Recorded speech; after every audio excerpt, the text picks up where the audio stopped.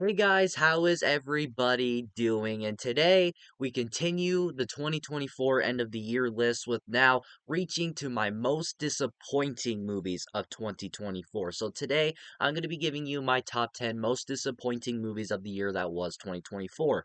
Now, to clarify on a few things, when I say disappointing or something along those lines, it doesn't really necessarily mean that these are some of the most none of these are worst of the year. However, there's like maybe one or two on this list that are worst movies of the year. But when I say disappointing, because these are movies that I looked forward to 2024, or these were movies that I was really excited for of the year 2024, movies that I was pretty much really excited for or had some sort of expectations or had somewhat hope for the movie, but then ended up walking out of the theater or walked out of the movie, ended up being very disappointed with the final product because it wasn't what I was expecting, and it ended up being one of the most underwhelming movies of the year. So yeah, I'm going to be giving you my top 10 most disappointing movies of the year. Tomorrow, hopefully, I'll have my most surprising movies of the year. So with that all out of the way, here are my 10 most disappointing movies of 2024. Coming in at number 10 is going to be the Monkey Man or Monkey Man. I don't know if there's a the in the movie, but Monkey Man. Now, this was a movie that I was looking forward to. The trailers had really sold me, and this was coming out of the weekend of my birthday, so I kind of took a gamble of which movie to go see, either this or The First Omen. I ended up going watching The First Omen. I will be talking about that on one of my other lists this year. But I went to go watch this movie about a day after my birthday because I had spare time before I went to go do something. I was hearing pretty good things about the movie, and I was like, you know what? Trailers looked good. I'm a huge action fan. Maybe this movie will be for me. Let's go check it out. And, it's not a movie that I regret watching. I definitely enjoyed it, but it's just not what I expected it to be because the action is great, by the way. The action, of course, of the movie is great. That's kind of the main reason I went to watch it. It's not that the action wasn't good. The action's pretty good, but what it comes down to is the overall film itself, because it's kind of talking about Indian culture. I believe that's what it was talking about. Please correct me if I'm wrong. But I what from the movie is kind of going by off is that it's kind of about like Indian culture. It's talking about like kind of the culture because like the main character is some sort of like god or some sort of sacred savior that's going to save these people from this evil ruler or or the evil governor of this movie who's like the big bad who ended up killing the main character's like mother when he was a young kid. And so what this movie is that he's supposed to be some sort of like savior in a way, but he doesn't know it until like like literally the final moments of the movie. And now it kinda has some commentary on it. It talks about a few things. It says a few things here and there that I just didn't understand. There was a few things in there I just didn't get it. It kinda took away from my viewing experience of the movie. But what really did save the movie was the action, and the guy who plays the main character of this movie is actually the director of the movie as well. And the fact that he was able to direct and star in the movie, I will give him ton of credit for that as well. He did a really good job with that, with both in front and behind the camera. So I will praise him for that alone. It's not easy to be a star and director of your movie. And Jordan Peele also helped out with the movie. You can definitely tell there's some hints of Jordan Peele in this movie. But yeah, overall, it just was not anything I was expecting because of the Indian culture stuff and kind of having some sort of social commentary, possibly. I don't know. I just simply didn't really understand the movie for what it was trying to tell me, but the action was great. It had that John Wick like style, but overall, it's not one of the biggest disappointments of the year. It's just wasn't the movie I was expecting from what I got from trailers. Coming in at number 9 is a movie that I kind of got excited for when it was coming out, mainly because of all the buzz that was going on around it, so I kind of gained a little bit of excitement, and that is Civil War. Now, this is a movie, again, I didn't really have a lot of expectations for the movie. Trailers looked fine, I guess. It looked like a decently passable film. It looked like it was like, okay, it could be a good movie. It looks decent, but I kinda gained a little bit more hope and a little bit more excitement when, early buzz kinda came out, especially, like, around the beginning of last year, because a lot of people were hyping this movie up, saying it was one of their most anticipated movies of the year. It looked really good, and I was like, "I've never even heard of this movie, and I doubt I'll even watch it." I checked out the trailers, and they didn't do much for me, but I thought it was like, "Okay, they can be something." But then Of course, early reactions came out and people were saying it's one of the best movies of the year. It's one of the best of 2024. It's such a damn good movie. It should be nominated for Best Picture and be nominated for Oscars. I was like, okay, maybe if I go with the right expectations, I'll be surprised. Maybe this will be one of my favorites of the year.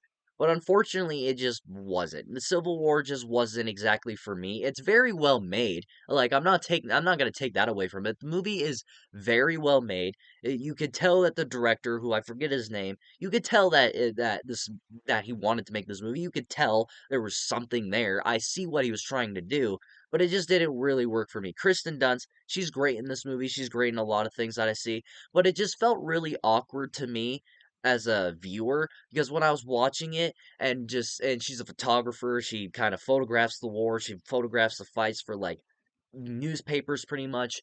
And it just felt awkward to me, just kind of just watching them stand around taking pictures, literally watching people fight for their country just die, which honestly, the whole movie's about America going to war, which is a pretty good message because I do like the message this movie's going for. Is like, what would it look like if we pretty much had a terrible president, or we didn't have a good country in a way? We didn't have the United States of America that we have now. Like, what would that look like? And this movie does have a good social commentary on that, and it is scary.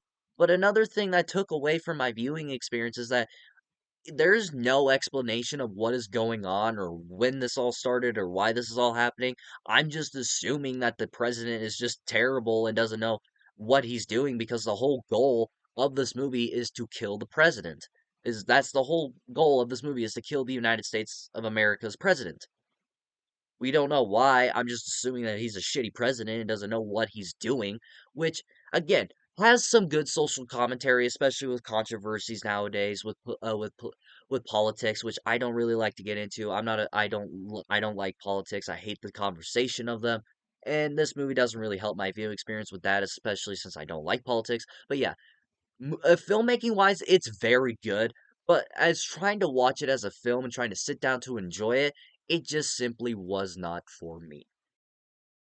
Coming in at number eight is now one of the movies of last year that was a really big disappointment for me because this was a movie I was really looking forward to, and that is Ghostbusters: Frozen Empire. Now, I'm a huge Ghostbusters fan. That original movie is one of my all-time favorites ever. The sequel, I don't think it's great, but I still get some rewatchability out of it. It's still not great though. But and then there's the remake, which I don't like to talk about. I hate that remake. But then 3 years ago, Jesus, almost 4 years ago now. We're in 2025, people. So when Ghostbusters Afterlife came out, I was really excited, just mainly because we were going to get another Ghostbusters movie, and that is one of the best sequels I have ever seen, one of the best legacy sequels ever, because Ghostbusters Afterlife was a great resurrection for this series and just simply a great sequel and just a great follow up to those two original movies. And I had hope again. I thought this series can go so much farther with these new characters. They could focus on them. They can focus more on them. We can develop them more. There's so much we can go here, and especially with the ending, with the car driving to New York, and how this movie is going to be set in New York. Is going to have all the old school Ghostbuster stuff. We're gonna bring back the original cast members. We're gonna go back to the firehouse station and all that. We're gonna have the car. We're gonna be set in New York. Just everything setting up to this movie was just built for perfectness and a perfect Ghostbusters movie. And you throw in the Frozen Empire part to where there's gonna be like ghosts that are like cold stuff or whatever.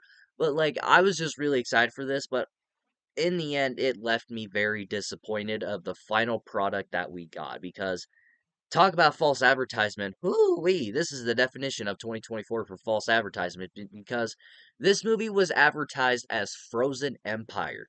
The Frozen Empire part is about where the ghosts are cold and make the whole city turn to ice, and the Ghostbusters' job is to stop them. Kind of similar to like the animated series with the red outfits. I was excited for that, but that doesn't show up until like the final 30 minutes of the movie.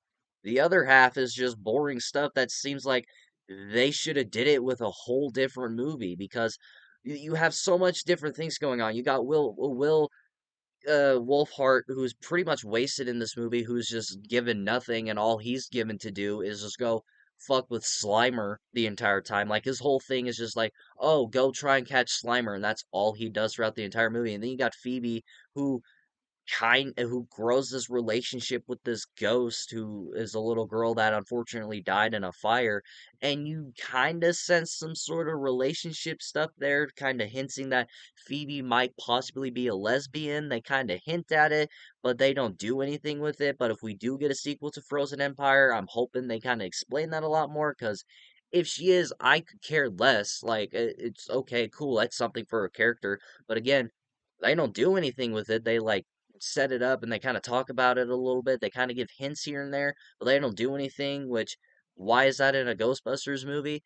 And then you got this whole subplot, of course, with Paul Rudd being the stepdad and all that, and there's whole things going on with that that just really wasn't interesting and could be thrown away and just not be talked about. But unfortunately, the biggest heartbreak for me of this movie was that they wasted the original cast members. They are giving nothing to do. They just feel like they're there for nostalgia, which with this movie, unfortunately, I was hoping they would lean towards away from Afterlife, because Afterlife kind of had that blend of new and a lot of nostalgia, but I felt they had blend that very well. But for Frozen Empire, they will rely so much on nostalgia, which it can work. There are a lot of movies that have worked. One of the movies this year that has worked for me but has not worked for others was Alien Romulus, which I get it. A lot nostalgia bait doesn't work for a lot for people. But for me, the nostalgia bait with Afterlife was kind of like a blend with new, but this they just rely on it heavily. And I'm hoping if we do get a sequel to this, which I doubt it, it wasn't financially successful, unfortunately, but if we do get a sequel to this, I'm hoping they lean away from the nostalgia bait. I'm hoping they kind of develop these characters more, because I feel you don't need to bring back the original cast anymore, because like we had these new characters and they're really enjoyable, a lot of fun to watch, and we saw that in an Afterlife. I feel you could build these characters more and we can just focus on these characters now. We don't need those new characters. We don't need the old characters anymore, which it's kind of hard to say for a Ghostbusters movie. But yeah, overall, it was a big disappointment for me, because I was really looking forward to Ghostbusters Frozen Empire. I could still enjoy it. Like if someone were to ask me if I wanted to watch it with them, I would take that offer, but it's just a big gut punch because I'm just a huge Ghostbusters fan, and I was just hoping since after Afterlife that this would have been one of the better ones.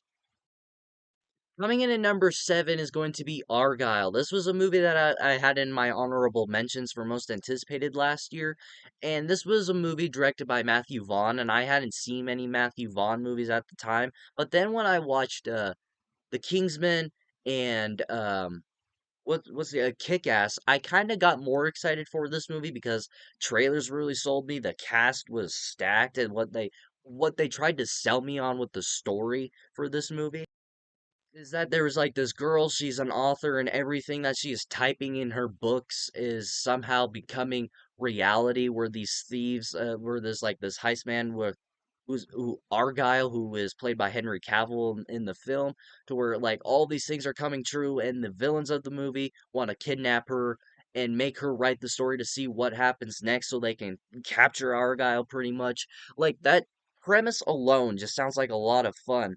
But however, the final product that we get is a once again false advertisement. Sure, that's what the movie is, but I won't spoil it if you have not seen it. But what they decide to tack out on the end of the movie and like the last like hour of this movie is a completely different movie and a completely different story than what I signed up to watch. This is it becomes a completely different movie than what I paid to go watch.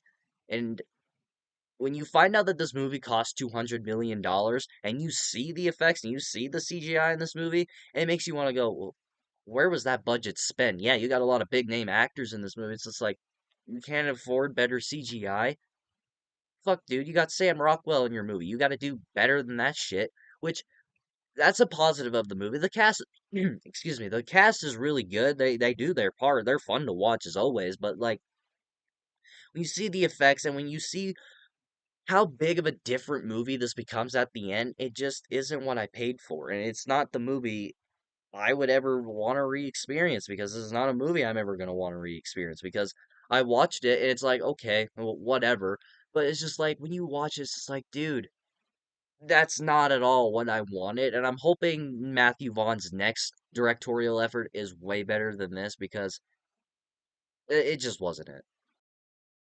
Coming in at number 6 is going to be The Watchers. This is a movie that is directed by M. Night Shyamalan's daughter. I do not know how to pronounce her first name, so please forgive me. But Shyamalan's daughter's The Watchers. Now, this was a movie, again, I didn't have a lot of expectations for it. If anything, I kind of just went in kind of excited because I was excited to see what M. Night Shyamalan's daughter could kind of bring to the big screen and kind of bring to this world of this adaptation of a book that she really likes. And I was just excited to see if she could follow her father's footsteps when he first started making films. And I was just excited to see what she could offer.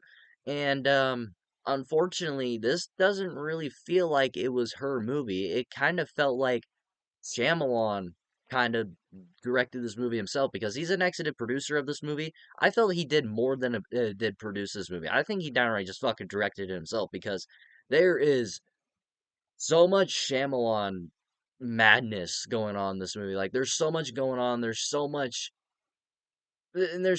holes in this movie, and there's so much not controversy, but there's like so many like things wrong with this movie to where it doesn't feel like it was directed by her and more directed by her father because there's like so much in here to where it doesn't make any sense. It doesn't feel right, and it just doesn't feel like her film. It feels like it's Shyamalan's M Night's movie. Like, maybe that's just how she is. Maybe she's just exactly like her father and just makes complicated movies. But like, this movie's so complicated, it has so many holes in it to where it's just like, are we sure M. Night didn't make this movie himself? Because it truly feels like it. Like, there's so many moments in here, just like, that doesn't make any sense. Like, what this movie is that you have this girl who, I believe this movie takes place in Ireland. Please correct me if I'm mistaken. I have not seen this movie since it came out, but this movie takes place in Ireland, and her job is like a pet keeper, kind of, and this person buys this bird, but she needs to like drive out to give it to someone, but doesn't really fucking do anything to the movie. And then the bird just like disappears at the end of the film. But it's just like, and that's her journey. And then her car breaks down in the middle of the woods, and for some reason, instead of like calling out for help or trying to just walk in the road trying to find like the nearest place to find someone or kind of wait out in the car to see if someone will drive by, she decides to take the bird and walk down the middle of the woods as if someone is fucking down there, which that doesn't make any sense. And then she finds this weird glass bunker thing to where there's like three other people in it, and you have to stay there and you have to look out this mirror, and because these people are watching you, and if you try and move or if like you try and leave, they'll kill you at night. So you have to be in this bunker at night, but you can go out during the day because they don't like sunlight for some reason. And just like, we learn all this from a woman who's supposedly been there for like a few months, which, how does she know that? How does she know what these things are? How does she know that they need to watch her? And there's also a moment in this movie to where they literally just pull a rug and there's like a huge trap door, which again complicates a lot of other things because these characters have supposedly been in this fucking thing for months and they didn't bother to look in the like look under the rug or try to look everywhere else in this fucking building to where if there's something there and this old lady just so happens to know everything about these watchers. No, like there's so much wrong and so much complicated with this movie to where it's just like, this feels like M Night Shyamalan directed this movie. And then and then we got another Shyamalan movie with Trap this year. It's just like Shyamalan's did not have a good year, it seemed like. But yeah, this movie's just very complicated. It has a lot of holes. I was really more excited to see what his daughter would be able to do, but it just never felt like it was her film. It felt like her father kind of took the control like halfway through because he's like, okay, yeah, you can't direct shit. I'm going to finish your movie for you. Coming in at number 5 is going to be Kung Fu Panda 4. Now, I'm a huge Kung Fu Panda fan. I love the first two movies. Those were two of my favorite DreamWorks animated movies, let alone just two of my favorite animated movies of all time. I really enjoyed the third one, but it's definitely a weak sequel in my mind. I've always never really enjoyed that movie that much. But when they announced Kung Fu Panda 4, I got really excited because mainly it's Kung Fu Panda. I'm gonna get excited. But again with the false advertisement bullshit because like they told me before this movie came out is that a lot of the original villains from the other ones were gonna come back. Tai Lung comes back, but he's barely in it, and he's kind of wasted in the movie, which was a huge bummer.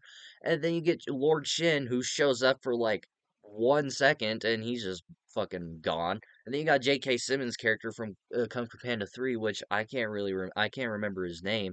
But like you get all the villains back when they told us that they were gonna come back, and they don't do anything. But the journey that we're going on with Poe and the new character voiced by Aquafina, who surprisingly did not annoy me and who I thought was actually pretty good in this movie. But the journey is that Poe is supposed to claim a new Dragon Warrior, is supposed to train a new Dragon Warrior, which very good story and a very good progression in this series, which we'll see what Kung Fu Panda 5 has to offer whenever that does come out. But like, yeah, that's a good journey, but it's just like you're going to give it to a fox who was a jewelry thief and worked for this villain for years, and you're just gonna give it to her when you should be giving it to the tiger, like because like she deserves it, and she almost became the Dragon Warrior at one point before Poe kind of fell into the conversation because of reasons. But it's just like that doesn't make any sense to me. And the villain, unfortunately, the chameleon, who is a very good villain who can transform into other characters, which is like awesome. That would be a really badass villain, but they don't really do anything with that. Unfortunately, she's wasted. The only cool part is when she makes herself look like Poe and they have a cool final show off, which yeah, there's moments here and there to where it's good, but it's just like as a Kung Fu Panda fan, there was just something missing with this movie because we barely get the other characters. Big Six or something like that. I forget. It's been a while. Okay, I'm gonna call them the Big Six with like the with Tigress and all of those guys. Like they're not in this movie at all, which is a huge bummer because they're one of the best parts of the original trilogy. But it's just like there's so much here that is just missing, and it just doesn't make any sense. Which maybe will be fixed by the time we get the fifth one. But unfortunately, Kung Fu Panda 4 is the weakest of the four films. Number 4 was a movie that I really was looking forward to, but unfortunately it just again not the movie I was expecting it to be, and that is The Fall Guy, which this was a movie I was really looking forward to because like I love Ryan Gosling. I think he's great in this movie as always. It's always good to see Ryan Gosling, and the director of this movie, I forget his name. He's also the director of Deadpool 2 and pretty much a shit ton of action movies. Like he was directing this movie, and that trailer really sold me. It just looked like it was going to be a fun summer blockbuster, which I didn't expect it to be great by all means. But yeah, I was excited for it. But the final product that I got from this movie was not the movie I was expecting, which is a reoccurring thing you're going to see on this list. Is that it's not what I was expecting because it tries to be like four different things in this movie. It tries to be social commentary on stunt work, which it does a very good job.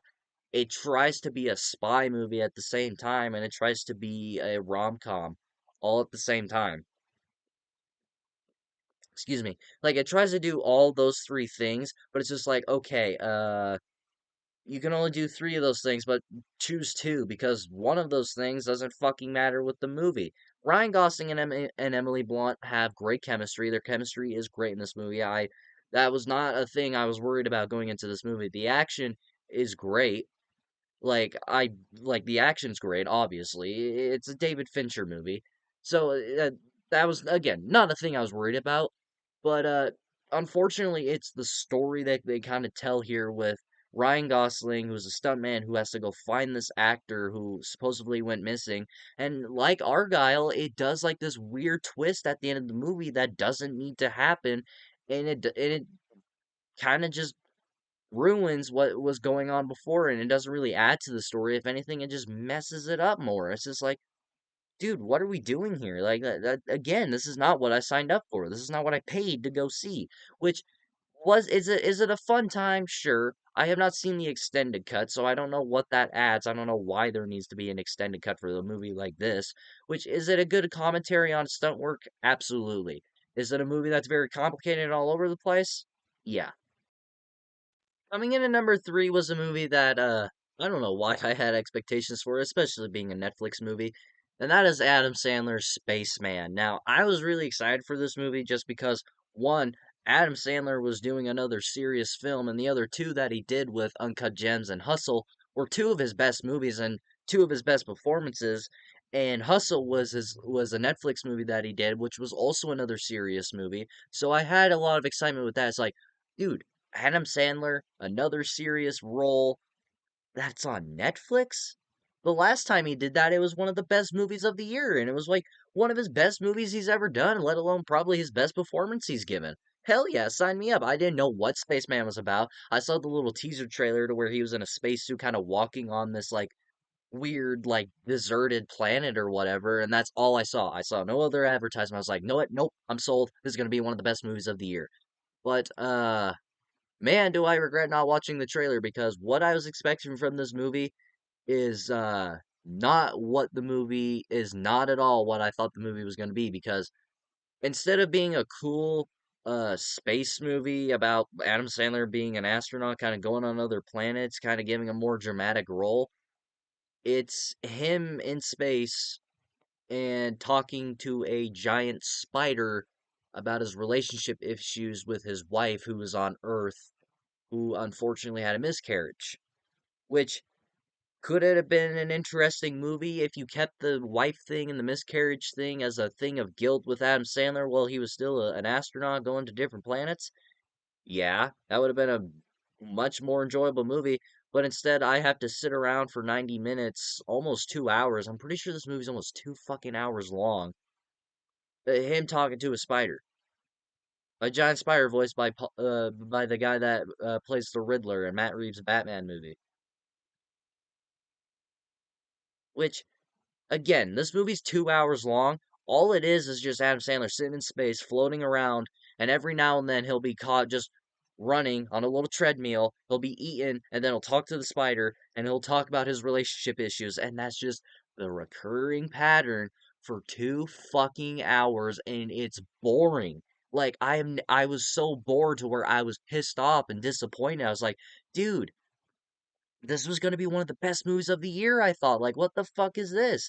And then I find out it's based on a short story.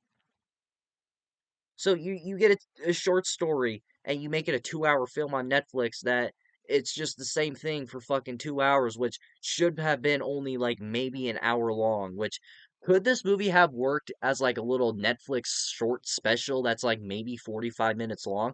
Yeah, absolutely. That would have been interesting. I think that could have worked more.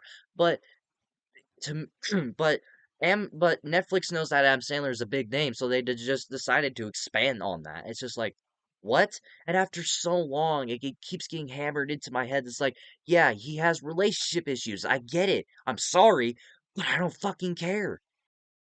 Now, number two for me, I didn't really expect it to be great, but it's more of like a personal thing with me because of how much I love that movie, and that is the Crow remake. Now, I love that original Crow movie to death. That is my favorite comic book movie of all time. That is one of my favorite movies of all time. I adore that original Crow. It's one of the best movies ever made, and it's one of it's and if you were to ask me what's the most emotional movie known to man, I would probably tell you The Crow just because how tragic and dark that story is to where I just love that movie to death. But then I heard there's a remake involved, but of course I kind of got a little excited at first, but 18 years it took to make this movie, obviously. But again, I'm a fan of The Crow. I love that original movie, but I hate remakes. But I had some hope with this movie. Trailers were okay. I had not seen the sequels to The Crow, so I just heard that all the sequels were pretty much remakes of the original, so I was like, okay, so maybe this one would be better. But unfortunately, it just wasn't. It's just a bland, pointless remake of The Crow just to cash in on the name. And they didn't make their money back, which is not surprising to me. Which, again, I shouldn't have had hope for this movie, but just how close and just how personal that original Crow movie is for me, I couldn't help but get some sort of excited for the movie. But it just wasn't very good. It's a poor adaptation. I don't feel it disrespects Brandon Lee in any way, but it just shows that that original movie is just an untouchable masterpiece. You can't top it. You simply just can't do any better than that. You can't top Brandon Lee's performance as Eric, and you simply just can't outdo that original movie, and you just simply can't touch it. So Yeah, unfortunately, the remake was a big disappointment for me, but again, I shouldn't have expected to even like it. Coming in at number one, my most disappointing movie of 2024, which is most people's answer for most disappointing of the year, and that is Joker Folie Adieu. Now, I really enjoy that first Joker movie. That is a damn good comic book movie, I feel, and Joaquin Phoenix gives off a great performance as Joker. And when they announced this movie, I got excited for it. I thought it was going to be a pretty good sequel. I thought there was a potential there, especially if you brought in Lady Gaga to the mix. But there was a lot of red flags with this movie for me. With one, it was going to be a musical, which I'll talk about later, and then Lady Gaga is the casting as Harley Quinn, which is like, why? Like, I was hoping she would surprise me, but unfortunately she didn't. So there was a lot of concerns with this movie coming out. There was a lot of controversy with it with Joaquin Phoenix and stuff like that. Todd Phillips apparently being controversial with WB and all that. WB just not make smart decisions. So I was excited for it. The trailers looked really good. It really sold me. I was like, okay, this is gonna be a good one, I feel. But unfortunately, it's just not. This is a insult to comic book movies, I feel, and it's just not a good sequel. Which sure, is it a very well made movie? Absolutely. This is probably like top five most well made movies of the year because like acting, brilliant, directing, it's good. Cinematography is great. Visually, it's great. The musical choreographers did an amazing job with that. But it's just like, why is Joker singing in Arkham Asylum? No, that's not his character. And Lady Gaga, who again I was hoping would surprise me, but she's not Harley Quinn. Like we barely see her in makeup, we barely see her act like Harley Quinn. If anything, we just see her more as Lady Gaga because she's singing throughout because she's just singing the whole entire movie, which I guess, which like sure is the music good? No, not really. Is it catchy? Could be. But it's just like Lady Gaga, we barely see her as Harley Quinn, and when we do see her as Harley Quinn, it doesn't feel like anything changes. It just feels like Lady Gaga just put on makeup. And that was it. And of course, talked about this when I did my comic book ranking. The ending of this movie is fucking terrible. This is the final time we're gonna see Joaquin Phoenix as Joker, and this is gonna be the final time we see this universe now with James Gunn as the head of DC, and we're getting this new DCU. We got Matt Reeves' Batman universe. So like this is gonna be the final time we see them, and the way they decided to end it was just a terrible way to do it. So yeah, Joker Folie Adieu, it was the biggest disappointment for me of 2024. I was just hoping it would be a solid sequel to that original movie, which does this movie ruin the original movie for me? No, because I can block out that this movie ever existed and I can just make up my own mind of where things went at the end of the first movie. But it's going to be harder for me to rewatch the original movie. But yeah, Joker Folie Adieu comes in as my most disappointing movie of 2024. Thank you all so much for watching my ranking of my top 10 most disappointing movies of 2024. Let me know what movies disappointed you the most of 2024. Let me know down in the comments below. And if you like this video, like it. If you love to subscribe to the bell notification so you will get notified for all my latest videos. And look out for the rest of my end of 2024 series. And of course, until my next video, I'll see you all next time.